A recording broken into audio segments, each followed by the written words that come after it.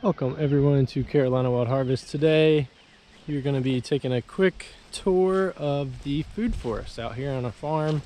We do a lot of different agriculture under Wild Pines Farm, but this is kind of the wild section of the farm right now. It's our newer food forest.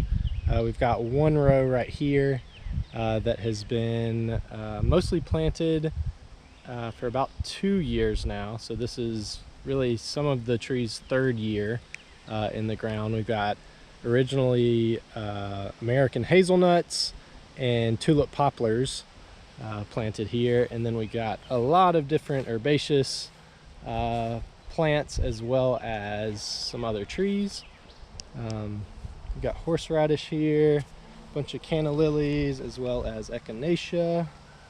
We've also got a bunch of different radish and annual crops kind of just thrown throughout. Got a Chicago hardy fig. It's one of the tulip poplar trees, mostly used for chop and drop. We can also feed it to animals and use it like a salad as well. Got some rhubarb, more echinacea. We've also got some St. John's wort flowering here. Hazelnut. Bunch of canna lilies. I think this is one of the red varieties, or arrowroot also called. More rhubarb here, kind of similar pattern, rhubarb, canna lily. And then we've got one of our apple trees that hasn't been chewed on just yet by the deer. I think it's because we've got this winter aster, I believe it's called, and some phacelia, I think that's how you say that.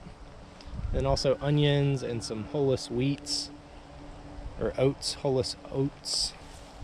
And then another tulip poplar. So very high diversity through here. Got some grass I still need to mulch over. More hazelnuts, St. John's wort, echinacea, arrowroot. This is a hardy avocado we're trying out and see how that does. That's just planted this year. You can see this tulip tree has been chewed on by deer and they've snacked on it, and that's okay. Same with my mulberry here. This was actually just transplanted from the woods, just on the edge of the woods over here. This is a willow, so we're using this willow for propagation as well as for chop and drop. And then we've got a peach. This peach looks like it just got chewed on by some deer, but it should recover and do all right. We've got some blazing star as well. These are some bulbs we got this year and planted out. Also spread some seed this year. More of the hullus oats as cover crop, chop and drop as well. Similar pattern all the way until we've got the sunchokes here. These are actually a purple variety of sunchoke, and we planted these spring of 2023. So this is, I guess, a full year they've been in the ground, starting their second year. So we should have lots of sunchokes, and the deer like to snack on these as well. So we keep them kind of here on the edge of the food forest, where deer kind of pass in the field over here. And we're starting to get kind of taken over by some of the Bermuda grass over here, but on the end we've got a persimmon tree. And then we have an edge here into the annual bed of a bunch of garlic that we've been saving, as well as hullus oats. So just kind of acting as a weed barrier on the edge. And then we've got some new annual beds. This is basically only had spent hay put on it, and it's been covered for maybe a year, probably about 2 seasons, so like 6 to 8 months. I started with cover crop, so this is some buckwheat. You can see the Bermuda grass is invaded, so I got to get some cardboard and more mulch out here. This was also buckwheat, and I've just planted some soya into here, some soybeans. And then we've got some radish. So this is the daikon radish, like we saw in the food forest area. I just chopped some down and dug a little hole to plant some of our cantaloupes we've been seed saving. So those are all out now too. We've got 2 rows of the cantaloupes into the daikon radish as cover crop, and then 2 rows of the soya with the cover crop of buckwheat. This one was, I guess, kind of buckwheat and radish, just whatever I had. And then in here we've got some onions.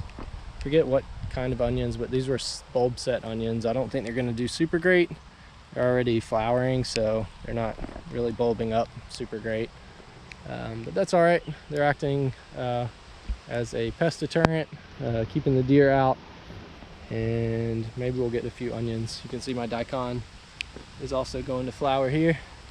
But I got some more mulching to do. I've added cardboard on this edge, but I need to do that for all of the rest of the areas, so I'll really just pull up some of the hay and then add some sheet mulching down beside the beds, and we'll just keep growing through the beds.